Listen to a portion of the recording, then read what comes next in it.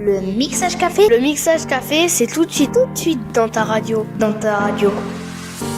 Une nouvelle semaine ici au Mixage Café. Vous entendez des bruits de fond, c'est tout simplement parce que nous faisons l'enregistrement de ces chroniques pendant les vacances scolaires et il y a une superbe ambiance avec plein d'enfants qui jouent de partout et on aime bien se mélanger à ça. Et aujourd'hui, on s'intéresse, Noël approche petit à petit, on va s'intéresser déjà à la déco de Noël et on va pouvoir réaliser ça dans un atelier au Mixage Café en famille. Bonjour Isabelle. Bonjour. Atelier déco de Noël, ça va se passer ce mercredi après-midi ? Oui, ce mercredi après-midi. Donc, on souhaite, nous, effectivement, rendre toujours ce mixage café un petit peu festif, mais aussi, surtout, diversifier les activités avec les enfants et leurs parents, les familles. Donc, on ouvre maintenant les mercredis après-midi, à peu près 2 fois par mois, des ateliers de loisirs, des ateliers de création en fonction de thématiques, où chacun pourra s'exprimer et créer sous la conduite de l'animatrice qui est Patricia. Patricia est là tout simplement pour nous donner des directives, pour nous aider aussi. Pas évident de savoir ce que l'on va faire aussi. On aura des idées, un petit peu de boules, de guirlandes. Voilà, donc Patricia est chargée de faire une petite prospection de ce côté-là. Donc, elle fait des recherches de son côté pour proposer un sujet, un thème. Donc, ça peut être effectivement des cartes de décoration, ça peut être des petits galets, ça peut être tout ce qu'on peut imaginer un petit peu au moment de Noël pour faire des petits cadeaux ou pour se faire plaisir à soi-même.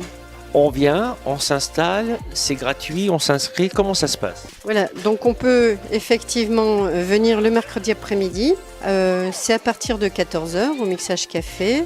C'est toujours plus prudent de s'inscrire avant, puis nous, ça nous donne aussi une petite idée sur le nombre de personnes qu'il peut y avoir pour prévoir les fournitures.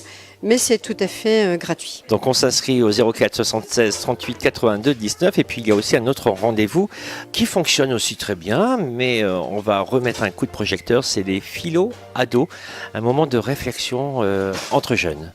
Voilà, donc le vendredi soir, on propose un atelier de réflexion, d'échange, d'expression libre des jeunes. La plupart du temps, et souvent même autour d'une thématique proposée par Nadège, donc qui anime cet atelier avec 6, 8, 10 jeunes. Ça dépend un petit peu des vendredis soirs. Donc, ça permet bien sûr aux jeunes de construire leurs pensées, d'argumenter, de respecter aussi la parole, l'écoute. Alors en plus, vous savez que le baccalauréat maintenant, c'est un oral de plus en plus. Donc ça permet aussi aux jeunes un petit peu de se familiariser avec ça, mais c'est pas l'objectif. L'objectif, c'est vraiment d'échanger, d'exprimer ses idées et de s'ouvrir sur le monde. On peut aussi écouter dans un premier temps si on a tendance à être un peu timide. Je dis ça pour les jeunes qui sont un petit peu introvertis.